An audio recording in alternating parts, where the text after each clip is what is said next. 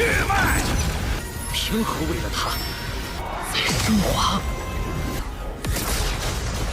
王林，欢景而已，师兄，寂静。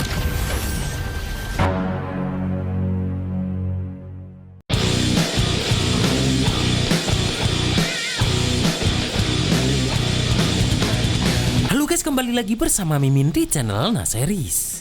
Bagaimana kabar kalian di awal pekan ini? Semoga masih pada sehat semua ya. Dan pada video kali ini, Mimin hadir kembali untuk meneruskan alur cerita dari King Wanglin dalam Renegade Immortal episode terbaru, yaitu Renegade Immortal episode 136. Yang mana pada Renegade Immortal episode 136 ini menceritakan Wanglin yang menemukan rahasia besar di bintang awan senja. Akan tetapi Huan Mei atau Liu Mei pun menemukan keberadaan Wanglin yang sudah kembali ke bintang lonjakan awan. Dan seperti apa alur cerita selengkapnya, jangan lupa pencet tombol like dulu jika kalian suka. Dan kita langsung saja masuk ke alur ceritanya.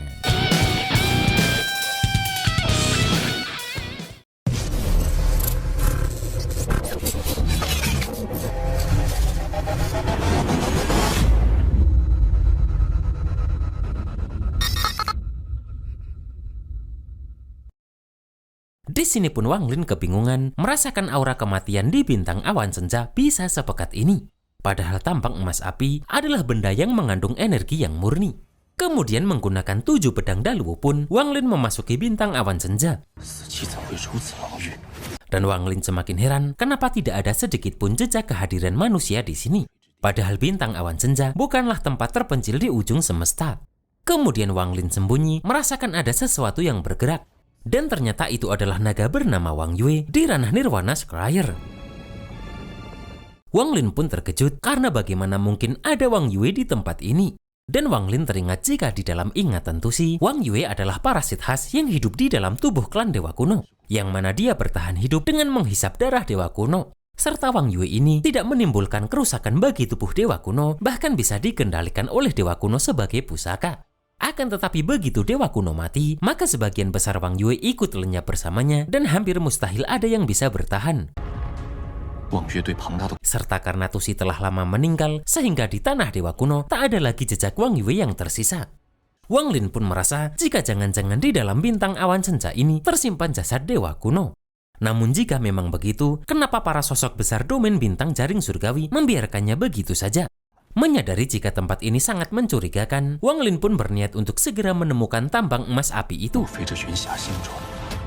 jam kemudian pun, Wanglin menemukan tambang emas api tersebut.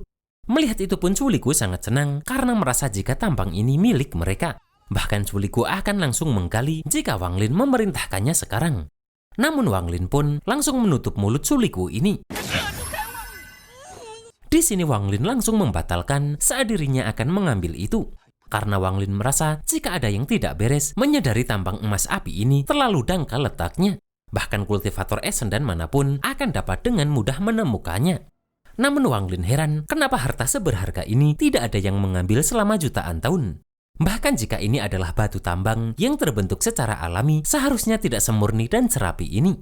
Dan Wanglin merasa jika benda ini lebih menyerupai ruas-ruas tulang. Setelah itu Wanglin menyadari jika yang berada di depannya bukanlah pohon, melainkan tentakel. Wanglin pun terkejut karena bintang awan senja ini menjadikan seluruh tambang emas api sebagai kerangkanya dan di dalamnya ada Wang Yue yang tengah tertidur. Yang mana jika tadi Wanglin langsung menggali tambang emas api ini, maka Wang Yue itu pasti akan langsung terbangun. Dan jika itu terjadi, maka Wanglin tidak punya jalan keluar di hadapan makhluk raksasa ini. Wanglin pun merasa jika dari zaman dulu hingga sekarang, siapapun yang mencoba menggali tambang emas api ini, pasti semuanya tewas di tempat ini. Akan tetapi Wanglin teringat jika tambang emas api ini berkaitan dengan Mutiara Tiani. Yang mana karena itu, Wanglin pun harus mendapatkannya. Sementara untuk cara mengambilnya, maka Wanglin akan memikirkannya. Kemudian di kolam ilusi bulan bintang ribuan ilusi, terlihat semua orang sedang memasukkan darah mereka ke sebuah formasi untuk mempercepat penggantian darah Huan Mei. Dan Huan Wuqing mengatakan jika setelah penggantian darah ini selesai, maka Huan Mei benar-benar akan menjadi bagian dari keluarga Huan. Yang mana Huan Wuqing meminta agar Huan Mei tidak mengecewakan keluarga Huan. Setelah itu pun, Huan Wuqing yang adalah generasi ke-26 keluarga Huan langsung meminta garis darah roh leluhur untuk segera menyelesaikan upacara penggantian darah tersebut. Di sini Huan Fengsheng pun teringat jika sejak zaman dulu kala, keluarga Huan dulunya adalah immortal dari alam abadi petir, yang mana meski dunia abadi sudah hancur, namun garis darah mereka tetap ada. Dan teknik penggantian darah ini adalah mengambil darah segar dari puluhan ribu murid, memurnikannya menjadi garis darah paling murni, kemudian mengubahnya menjadi segel darah yang disegelkan pada satu orang. Namun Huan Fengsheng bingung karena hari ini Huan Wuqing leluhurnya itu bahkan rela menurunkan satu tingkat kultivasinya untuk secara langsung menuangkan sebagian besar darah esensinya ke dalam segel ini dan membersihkan meridian Liu Mei ini. Yang mana Huan Fengsheng bertanya-tanya untuk apa pengorbanan sebesar ini demi Liu Mei. Karena harga yang harus dibayar sungguh terlalu besar. Terlihat Huan Wuqing langsung mengeluarkan teknik Dao 10.000 ilusi tanpa wujud. Di sini Huan Fengsheng teringat jika manifestasi Dao 10.000 ilusi tanpa wujud milik Huan Wuqing adalah puncak tertinggi keluarga Huan, namun tidak ada penerusnya. Dan Huan Fengsheng merasa jika jangan-jangan semua kehebohan yang dilakukan leluhurnya kali ini adalah untuk melatih seorang penerus yang menguasai Dao miliknya. Di sini pun terlihat jika Huan Mei sekarang sudah berada di tahap ascendant sempurna. Dan Huan Fengsheng terkejut karena ranah niat Huan Mei ini juga sedang meningkat. Huan Fengsheng pun teringat jika kemampuan ranah niat yang ditinggalkan leluhur immortal kuno untuk klan Huan bernama Dao Iblis Langit dan Dao tanpa wujud. Akan tetapi Dao Iblis Langit yang jauh lebih kuat sudah lama hilang. Dan Huan Fengsheng merasa jika jangan-jangan ranah niat Huan Mei ini adalah ranah niat yang bisa meningkat dan belum pernah terdengar sebelumnya. Di sini Huan Fengsheng baru tahu jika ternyata inilah rencana Huan Wuqing selama ini. Terlihat ranah niat Huan Mei pun sekarang menjadi ranah niat Dao 10.000 ilusi iblis langit. Di sini pun Huan Wuqing yang sekarang kultivasinya sudah menurun dari nirwana sekiranya lega karena Huan Mei memang tidak mengecewakan harapannya. Dan Huan Wuqing juga sangat senang karena Dao 10.000 ilusi iblis langit keluarga Huan yang hilang selama jutaan tahun sekarang sudah muncul kembali ke dunia. Kemudian Huan Wuqing meminta Huan Mei pergi ke bintang lonjakan awan untuk bertarung pertama kali sebagai anggota keluarga Huan. Sementara di bintang lonjakan awan, terlihat Zhao Chuanwen sedang berusaha menghancurkan pembatas angin astral yang sudah dipasang Huan Wuqing. Di sini pun Ran Zuifeng meminta agar Zhao Chuanwen tidak membuang tenaga lagi. Karena hanya dengan kekuatan mereka bertiga saja, maka formasi pengunci bintang ini tidak akan bisa ditembus. Di sini Zhao Chuanwen pun tidak mau jika hanya terus di sini dan menunggu mati. Ran Zuifeng pun yakin sepertinya langkah ini bertujuan untuk membangun wibawa Huan Mei. Sementara Sun Qi teringat jika Sumu bilang dia akan kembali setelah 3 bulan. Namun Zhao Chuanwen yakin jika Sumu tidak bisa kembali karena dia sudah hilang tanpa jejak padahal keluarga Huan belum datang. Setelah itu pun mereka bertiga merasakan jika Huan Mei akhirnya datang. Terlihat Huan Mei pun langsung menekan leluhur 3 klan bintang lonjakan awan ini. Dan mereka merasa jika bintang lonjakan awan akan dimusnahkan oleh seorang wanita lemah dengan 1 tangan saja. Di sini Ran Zuifeng meminta mereka berdua untuk bertarung habis-habisan karena hari ini mereka menghadapi bencana besar. Melihat Ran Zuifeng membakar jiwa primordialnya, Sun Qi dan Zhao Chuanwen pun juga melakukan hal yang sama untuk melindungi bintang lonjakan awan. Melihat itu pun, Huan Mei merasa jika mereka bertiga malah akan menghemat banyak tenaga Huan Mei. Terlihat dengan kehendak daunnya pun, Huan Mei langsung menyerang mereka dan mulai menghipnotis mereka. Di sini pun Ran Zuifeng langsung berniat menyerang Huan Mei. Akan tetapi dia dikejutkan karena ternyata yang dia lukai adalah Zhao Chuanwen. Huan Mei pun langsung mengendalikan Zhao Chuanwen untuk menyerang Ran Zuifeng. Kemudian Ran Zuifeng meminta Sun Qi untuk membantu dirinya menghadapi Zhao Chuanwen yang sudah terkena ilusi Huan Mei. Akan tetapi terlihat jika Sun Qi juga malah menyerang Ran Zuifeng. Ran Zuifeng pun tidak tahu sebenarnya kehendak Dao macam apa ini. Terlihat mereka berdua pun terus menyerang Ran Zuifeng karena sudah dalam kendali Huan Mei. Dan terlihat jika Ran Zuifeng pun semakin terluka parah karena terkena serangan mereka berdua. Ran Shuifeng pun merasa jika cara ini sangat keji karena Huan Mei yang sebenarnya bisa membuat Ran Shuifeng kehilangan akal justru membuatnya tetap sadar dan dibunuh oleh rekannya sendiri. Akan tetapi Huan Mei merasa jika dirinya tidak pernah turun tangan dalam pertarungan ini karena mereka bertiga saling bertarung sendiri dan tidak ada kaitannya dengan Huan Mei. Dan bagi Huan Mei, Dao 10.000 ilusi iblis langit tidak pernah membutuhkan bantuan siapapun. Karena dimanapun Huan Mei melangkah, maka tidak terhitung kultivator yang akan berperang untuk Huan Mei dan mati untuknya. Terlihat Ran Shuifeng terlempar karena Zhao Juanwen dan Sun Si kembali menyerangnya. Kemudian Huan Mei bertanya siapa lagi yang bersama mereka bertiga saat itu. Karena dengan kemampuan mereka bertiga saja, tidak mungkin mereka bisa membunuh Huan Dong secara diam-diam. Bahkan di sini Huan Mei tahu jika mereka bertiga akan mengorbankan tubuh utama dan menggunakan trik membakar jiwa primordial sebagai kedok. Namun mereka masih menyimpan satu tubuh klon untuk melindungi nyawa mereka.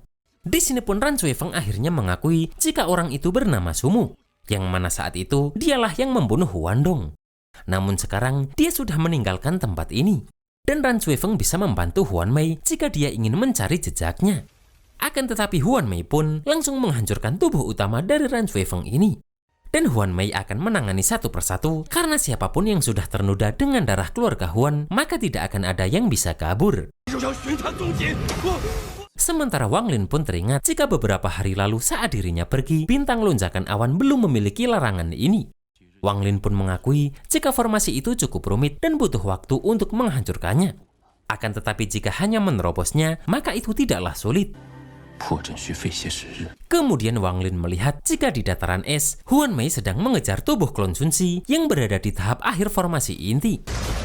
Dan Wang Lin melihat jika Liu Mei ini sudah berada di puncak Essendan. Yang mana Wang Lin sadar jika melawannya, maka belum tentu Wang Lin akan menang. Akan tetapi Wang Lin yakin jika Liu Mei tidak akan mengenalinya karena Wang Lin sudah mengubah wajah dengan teknik jiwa immortal. Sementara Sun Si bingung bagaimana Huan Mei bisa menemukan dirinya. Padahal tubuh klon penyelamat nyawa ini tidak pernah dia beritahukan keberadaannya kepada siapapun. Terlihat Huan Mei pun dengan sangat cepat bisa terus mengejar tubuh klon Sun Si itu. Namun di sini Wang Lin tepat waktu datang saat Huan Mei akan menyerang tubuh klon Sun Si tersebut. Di sini pun Sun Si meminta agar Sumu ini menyelamatkannya. Namun Wang Lin merasa jika Sun Si sudah merencanakan agar Wang Lin yang beradu nyawa dengan orang keluarga Huan. Karena Sun Si tidak memberitahu Wang Lin jika dia menyimpan tubuh klon. Yang mana apapun hasil pertarungan Wang Lin, maka Sun Si akan menggunakan tubuh klon itu untuk menyelamatkan diri. Namun Wang Lin tetap akan melindungi mereka meskipun mereka sudah tidak jujur. Karena Wang Lin sudah menerima giok abadi dari mereka. Di sini pun Wang Lin meminta Sun Si untuk pergi dari bintang lonjakan awan dan tidak ikut campur masalah ini. Setelah memeriksa Wang Lin pun, Huan Mei tidak menyangka jika kultivasi Wang Lin ternyata sudah mencapai tahap Essendan. Dan meski Wang Lin sudah menyamarkan wajah serta mengubah aura, Huan Mei pun masih mengenali Sumu yang adalah Wang Lin ini.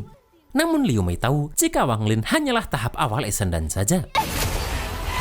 Liu Mei pun teringat jika saat Wang Lin menghancurkan ranah niat Liu Mei di planet Suzaku, dirinya sempat mengintip obsesi Wang Lin menggunakan ribuan ilusi tanpa emosi. Yang mana hari ini Liu Mei akan menghancurkan hati Dao dan obsesi Wang Lin.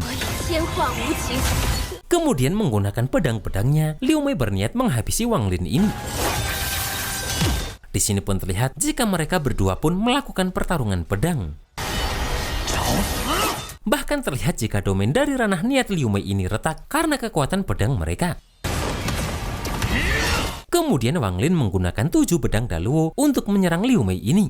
Namun Liu Mei langsung menahannya dan mengeluarkan 10.000 ilusi iblis langitnya.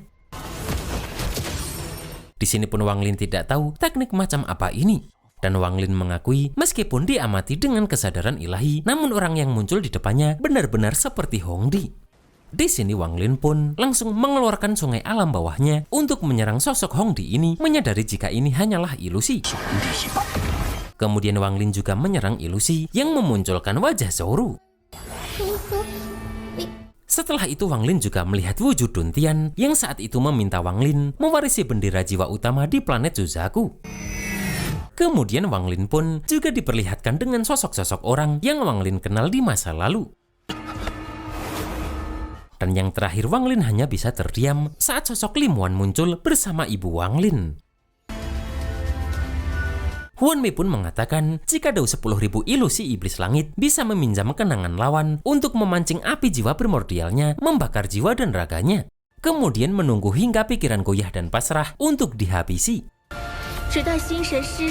Dan Liu Mei yakin jika Wang Lin akan segera mati karena jiwa primordial Wang Lin sudah menyala. Namun di sini naga petir Wang Lin muncul saat Liu Mei akan menghabisi Wang Lin ini. Dan Liu Mei pun terkejut karena bisa ada kekuatan petir di dalam jiwa primordial Wang Lin. Perlahan Wang Lin mengatakan jika sebab dan akibat sudah selesai dan tidak ada lagi penyesalan, barulah bisa kembali ke ketenangan abadi.